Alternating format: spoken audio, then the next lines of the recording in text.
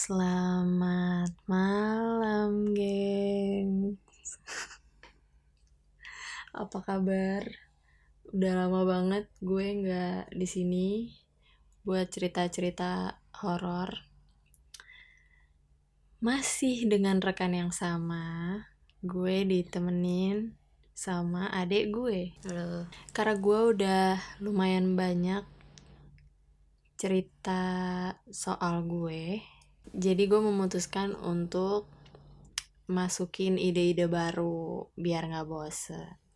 Jadi gue udah minta salah satu temen gue untuk ngasih cerita pengalaman horornya dia buat gue bacain hari ini. Temanya dulu dong, kasih tau. Di episode kali ini arwah leluhur. Nah, gue nggak tahu sih buat kalian arwah leluhur tuh masih familiar nggak sih? Kalian masih punya tradisi-tradisi atau cerita-cerita nggak sih tentang leluhur kalian, atau nggak usah leluhur kali ya, kayak almarhum oma, opa, nenek, kakek, opung mungkin yang udah nggak ada tapi kayak masih punya tradisi sendiri atau masih punya cerita-cerita. Kalau masih ada namanya bukan almarhum dong. Gimana sih? Enggak, masih ada cerita-cerita tentang almarhum tersebut di dalam keluarganya gitu maksud gue. Kita mulai ceritanya, nggak usah gue sebutin namanya kali ya. Inisial aja, inisial. Inisialnya AV. Dia ini teman gue dari TK. Basically dia teman pertama di hidup gue sih. Jadi yang benar-benar teman ya, bukan saudara jadi teman, tapi dia yang benar-benar nggak kenal terus kenalan terus jadi teman sampai sekarang. Dia teman pertama gue lah intinya. Jadi gue baca ini ya. Jadi dia ngirimin gue itu lewat WhatsApp. Dia juga ngirimin beberapa foto. Mungkin nanti kalau orangnya oke bakal gue insert. Oke, kita mulai ceritanya.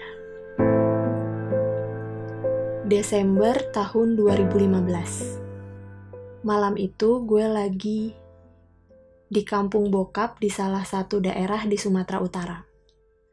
Gue pulang bareng bokap, nyokap, abang, satu adik laki-laki, dan satu adik perempuan. Kayak biasa tiap gue pulang ke kampung bokap, perasaan gue selalu gak enak. Kayak ngerasa ada yang ngeliatin padahal gak ada. Kayak ada yang duduk deket gue padahal gak ada. Rasanya risih gitu, kayak ada yang ngikutin padahal gak ada. Jadi gue jelasin nih posisi rumah di kampung bokap. Rumah itu terdiri dari ruang tamu yang gede banget, tapi isinya cuma TV dan foto yang kegantung-gantung. Sebelah TV ada ruang kamar, dan katanya dulu itu kamar almarhum opung gue. Kamarnya gelap, cuma ada satu lampu warna kuning yang kecil.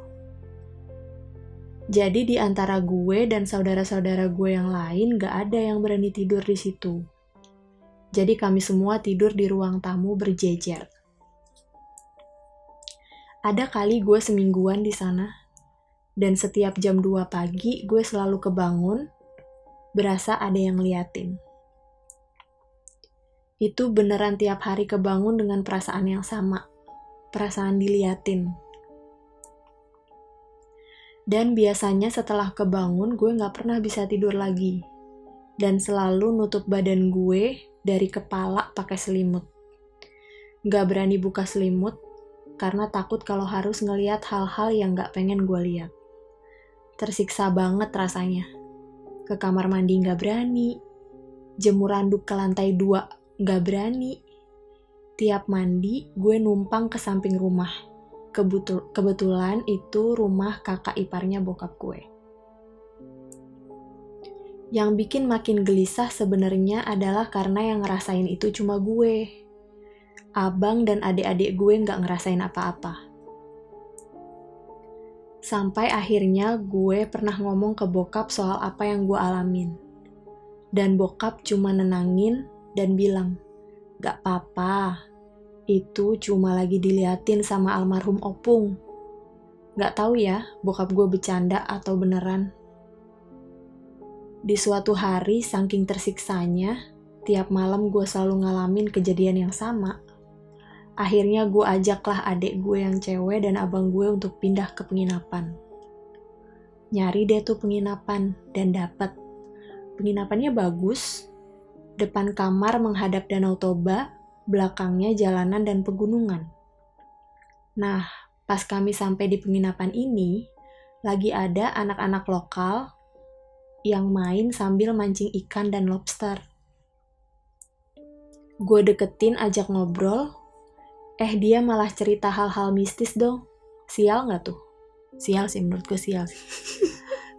Itu bukan sial lagi, Cuk. Itu bukan cerita, itu lebih ke testimoni pasti. Lanjut ya. Gue cari penginapan biar bisa tidur nyenyak. Dia malah begitu. Asli ini pernyataan orang sial. Jadi kata dia, hati-hati ya kalau malam-malam suka ada nenek-nenek yang ketuk-ketuk, jangan dibukain. Jadi ada nenek-nenek ngetok-ngetok pintu, jangan dibukain. Biasanya dia minta minum karena capek perjalanan, padahal sebenarnya itu begu. Begu itu bahasa Medan yang artinya setan atau hantu. Anak setelah dikasih minum, biasanya dia akan kasih lihat wujud aslinya. Dengan telinga kayak gajah atau hidung kayak gajah gitu deh, gue lupa. Tapi badannya nenek-nenek. Jadi sejenis siluman gitulah. Dan itu anak bilang, ada lagi yang sosoknya kayak kerbau, badannya manusia. Jadi sih yang gue tangkep, penampakan di sekitar penginapan itu kayak hewan-hewan gitu. Udahlah gue makin takut tuh. Rasanya kayak gak pengen malam. Maunya siang aja terus. Beberapa jam setelah itu, akhirnya malam juga. Suasananya hujan deras malam itu. Angin kencang banget dan Danau Toba lagi pasang. Dan kayak ada ombaknya. Padahal ini danau loh, bukan pantai. Saking parahnya cuaca malam itu, nyokap gue sampai nelpon. Nanya kabar kami di penginapan. Tadinya udah sempat minta pulang karena serem, takut kamarnya kebawa ombak. Cuma karena hujan deras dan angin kencang, bokap gak bisa jemput kami. Ditambah lagi kabutnya tebel banget. Namanya juga kampung yang dikelilingi pegunungan. Pasrah deh tuh kami bertiga di kamar itu. Tapi tiba-tiba mati lampu dan gak ada sinyal. Seremnya makin kacau. Niatnya cari kenyamanan malah begini jadinya. Akhirnya beberapa lama kemudian lampu nyala. Perasaan udah lumayan tenang, dan entah gimana caranya, abang dan adik gue bisa tidur tuh nyenyak banget. Gue ketakutan kebayang-bayang omongan anak kecil tadi. Gue tutupin badan plus kepala gue pakai selimut.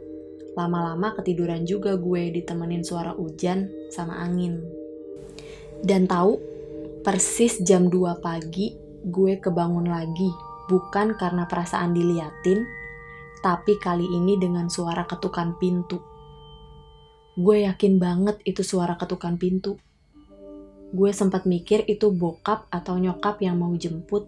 Mungkin kabutnya udah gak tebal dan jalanan kelihatan jadi bisa jemput. Gue bangunin nih abang gue. Dia bilang, udah tidur aja, itu cuma mimpi. Gue rasa dia setengah sadar waktu ngomong gitu. Gue bangunin adik gue yang cewek, tapi dia kebo banget. Bener-bener gak bangun. Gue masih denger tuh suara pintu diketok. Tapi emang gak ada suara ngomong. Dan gue gak berani ngintip lewat jendela. Tiba-tiba adik gue yang cowok yang gak ikutan nginep di penginapan, nelpon gue. Dia bilang dia lagi di tempat temennya nginep dan pakai mobil. Jadi dia minta tolong gue buat bangunin dia pagi-pagi supaya bisa pulang dan jemput kami di penginapan. Perasaan gue waktu itu, jantung gue kencang banget detaknya. Pengen teriak, tapi takut banget. Kalau adik gue pakai mobil, gak mungkin bokap atau nyokap jemput. Jadi yang di depan penginapan ngetok-ngetok tuh siapa? Sumpah waktu itu gue cuma bisa nutupin seluruh tubuh gue pakai selimut sambil berdoa dalam hati dan nyanyi-nyanyi lagu rohani supaya perasaan gue tenang. Emang Tuhan baik banget sama gue. Bisa tidur tuh gue. Sampai pagi-pagi gue kebangun karena bokap nyokap dateng.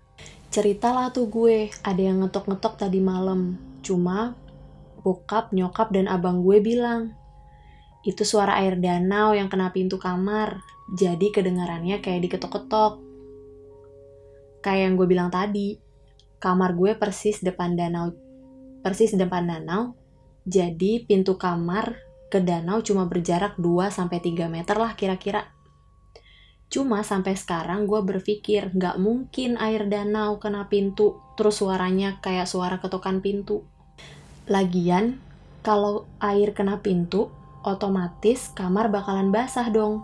Kan ada celah di bawah pintu. Nah ini kamar gua tuh gak basah sama sekali. Sampai akhirnya bulan Oktober 2019, gue balik lagi ke kampung bokap. Dan gue masih juga ngerasain hal yang sama. Kedua orang tua gue dari Medan. Tapi cuma di kampung bokap yang gue ngerasa gitu. Di kampung nyokap yang lebih pegunungan lagi dan lebih serem bangunannya, menurut gue malah gue gak ngerasain apa-apa. The end. Gimana menurut lo? Apanya? Sebenarnya sih gue mikirnya gini tadi. Ini kan ada 2 tempat. Rumah di kampung bokapnya. Yang kedua penginapan, samping Danau Toba. Terus sebelum tidur, ada anak kecil yang bilang kalau dengar suara ketokan pintu jangan dibukain. Itu begu gitulah ya. Cuma gue nggak yakin nih, ini maksudnya jadinya yang ngetuk pintu dia itu begu yang diceritain anak kecil atau masih almarhum opungnya dia. Menurut lo gimana? Kalau menurut gue gini, semua kan tergantung energi ya. Energi gede mana. Yang pertama, arwah tuh bisa berubah wujud, menyerupai manusia ataupun menyerupai arwah lain. Dan kalau dia energinya besar, yang kedua kalau dia energinya besar, dia bisa berpindah tempat. Dan dia akan dengan sangat mudah berubah wujud itu. Jadi bisa jadi ya, gue nggak tahu aslinya maksudnya truthnya gimana. Bisa jadi itu tetap arwahnya almarhum opungnya Ave itu yang mencari gitu, kok kemana, harusnya dia ada di dalam rumah, kok dia ada di wilayah ini tapi nggak ada di rumah gitu loh. Dan apalagi alasan Ave keluar dari rumah dan memilih untuk di penginapan itu karena takut sama almarhum opung itu. Kemungkinan kedua yaitu memang begu itu merasakan ada hawa baru ya. Kan setiap orang kan punya energi, punya sense yang beda-beda. Merasakan ada hawa baru, merasakan rasa takut, jadi dia datang. Jadi wah, ya, tamu kan sifatnya nih. kan emang kayak gitu kan, di saat ada rasa takut dia akan datang. I see.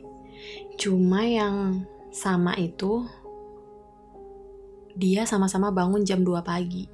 Ya itu sih yang bikin gue itu menjadi tanda tanya. Ada juga yang mungkin percayanya bahwa yang ngeliatin dia pun bukan arwah almarhum opungnya, tapi ya mungkin sosok lain yang menyerupai gitulah ya. Pasti kalian juga punya opini masing-masing sih, gue yakin. Kalau dibilang skala serem 1-10 nih, skalanya berapa menurut lo? Kejadian ini. Kejadian ini. Kalau menurut gue, kejadian ini tuh skalanya, dia Ave ini nggak ditampakin kan, maksudnya dia nggak lihat kan? Nggak ada. Jadi bener-bener cuma suara. Iya. 6 lah. 6 lah ya. 6. Buat gue ini 8. karena siangnya baru dibilang. Malamnya kejadian. Iya, malamnya kejadian. Dan karena ya gitu deh, di tempat yang bukan Jakarta, ngerti gak sih? Jadi lu nggak tahu lu mesti lari kemana, berhadapan sama apa. Serem banget. Terus hujan.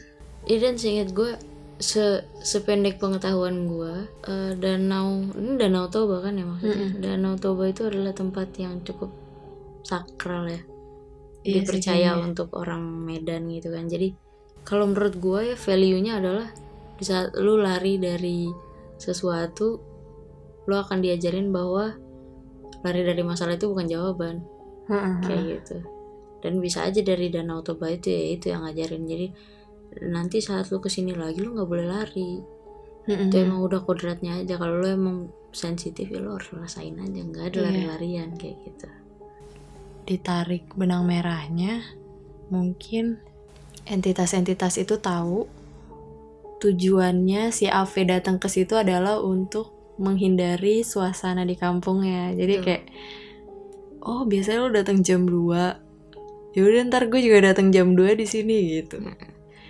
Jadi tapi mereka ngobrol ya. Iya, tapi ini bukan menyalahkan Ave-nya ya, karena emang manusiawi lah cuy. Karena emang ngerasain diliatin, ngerasain ditemenin, dan tapi lu nggak lihat apa-apa, lu cuma ngerasain ada aja, pokoknya itu sangat-sangat tidak enak sama sekali. Itu tuh lu bisa sampai bolak-balik mual, mules segala macam, karena lu bahkan nggak bisa kontrol pikiran lu sendiri. Bisa aja yang di pikiran Ave itu kan bentuknya yang aneh-aneh kan, kayak gitu. Jadi lebih wild. Dan yang bagus yang bisa diambil adalah, walaupun ini terakhir dia berdoa dan nyanyi-nyanyi lagu rohani yang nenangin dia. Nggak malah nantangin. Pertanyaannya adalah, kenapa Tuhan itu jadi jalan terakhir? Kenapa nggak di saat lu takut dari awal lu melakukan itu?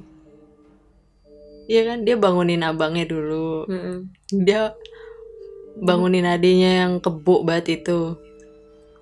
Ya balik lagi tuh manusiawi. Iya sih. Siapa sih yang nggak datang ke Tuhan pas susah tuh? Tunggu detik darah penghabisan baru menyerah. Tapi berarti pesan baiknya adalah, di kondisi apapun carilah Tuhan dulu ya. Biar lo gak perlu ngerasain yang susah lama-lama.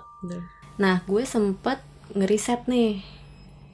Kalau kata kumparan.com, roh leluhur adalah roh semua orang yang sudah meninggal dunia. Dia ngejelasin soal masyarakat Jawa nih. Masyarakat Jawa masih mempercayai hal ini, yaitu di mana waktu manusia meninggal dunia, jiwanya akan melayang-layang di atas rumah sampai 40 hari. Setelah itu jiwanya akan mendiami seluruh tempat menurut kepercayaan. Suatu tempat menurut kepercayaan orangnya. Biasanya orang yang percaya bahwa roh leluhur itu bersifat baik dan akan menjaga anak cucu. Jadi kalau yang selalu ngeliatin Ave itu memang leluhurnya, memang almarhum opungnya, berarti emang mau jagain kali ya sebenarnya. Mungkin ada entitas lain yang jahat di area itu, mau gangguin Ave doang, dijagain lah sama almarhum opungnya mungkin. Nah, ini again dibilang leluhur, nggak ada yang tahu ya, ini beneran leluhur. Betul. Karena banyak banget. Kalau di agama ini, kalau lihat dari sudut pandang agama ya, agama Kristen itu sebutnya ya setan. Walaupun energinya besar pun setan gitu kan, iblis lah paling parah. Kalau Muslim tuh biasanya yang bisa menyerupai dan segala macam itu sebutnya jin. Iya. Dan yang bisa dia segitu besarnya energinya tuh bisa jin. Jadi kita nggak tahu ini arwah leluhur kah atau beneran jin. Kalau menurut kalian, tulis di komen. Ya, semoga ada yang komen suatu saat nanti. Mungkin ada yang bilang, oh gue percaya banget kalau itu leluhurnya Ave, karena gue juga dijagain sama leluhur gue. Gue percaya bahwa kalau orang percaya adanya Tuhan, dia pasti percaya sama yang gitu-gituan. Karena itu juga ciptaan Tuhan ya kan. Gue juga ketemu dari Wikipedia, para leluhur dipandang mampu sebagai perantara atas nama mereka yang masih hidup di dunia, seringkali sebagai pembawa pesan antara manusia dan dewa-dewa. Nah, ini gue ada cerita nih yang relate sama si Wikipedia, kan dibilangnya jadi kayak perantara antara dewa atau Tuhan atau semacamnya dan kita. Jadi kalau cerita soal kalau ini kan opung, kalau sebelumnya di episode pertama tuh gue udah pernah nyeritain ke lu kan yang soal gue diselimutin kain jariknya almarhum yang putri gue. Jadi kalau pada mau tahu ceritanya itu bisa dengerin podcast gue di episode 1. Di situ udah gue ceritain lengkap soalnya. Nah, tapi kalau yang tentang leluhur itu adalah pembawa pesan antara manusia dan dewa-dewa. Dibilang juga kalau ada tradisi-tradisi yang masih minta bantuan, orang-orang minta bantuan ke leluhurnya, terus orang-orang masih nunjukin bakti ke leluhurnya gitu, masih ada. Nah, gue juga punya sih tradisi kayak gitu di keluarga nyokap ya, Din. Di keluarga nyokap gue itu, nyokap gue orang Jawa Tengah, Kendal, tapi Kendalnya tuh bukan Kendal kota, lebih ke Kendal kampungnya banget deh, jadi kayak desanya banget, puncaknya gunungnya banget gitu. Jadi orang kan biasa ziarah-ziarah gitu kan biasa ya, cuma kalau di kampung gue itu jadi ada satu kuburan yang satu makam yang terkenal banget di gunung itu leluhur gue, kita nyebutnya kayak Mbah Mester, dia ada nama Chinese-nya gitu, cuma gue lupa. Kita manggilnya tuh Mbah Mester. Nah, Mbah Mester ini kalau orang-orang sekitar nganggepnya tuh sakti. Jadi mereka suka datang untuk minta sesuatu ke makam itu gitu. Tapi kalau keluarga gue lebih kayak minta restu, memperlakukan beliau selayaknya beliau masih hidup gitulah. Jadi kayak misalnya kalau gue mau masuk kuliah nih, begitu liburan gue akan pulang kampung, terus kayak nyekar ke makamnya, terus bilang, "Mbah, bentar lagi mau masuk kuliah." Ya kayak ngomong selayaknya beliau masih hidup gitu. Jadi doain biar kuliahnya lancar, nggak ada halangan, kayak gitu-gitu. Tapi nggak boleh dipercaya bahwa gue akan lancar masuk kuliah karena Mbak Mester, enggak. Iya. Kita menghormati lah. Gimana pun juga kita bagian dari dia bagian dari kita gitu. Kakak gue juga pas mau nikah kesana dulu minta restu, "Mbah, ini mau nikah, ini calonnya." Ya bukan, gue nggak mau nganggep itu berhala ya, karena gue nggak nyembah kuburannya, lebih kayak menganggap beliau masih hidup. Jadi kita minta restu deh, kayak minta restu ke mama papa aja sih sebenarnya. Ada yang mau disampaikan, Din? Stay tune karena minggu depan akan jauh lebih seru dari ini. Sleep well, jangan sampai mimpi begu-begu. Jadi oke. Sampai jumpa. Bye-bye. Bye-bye.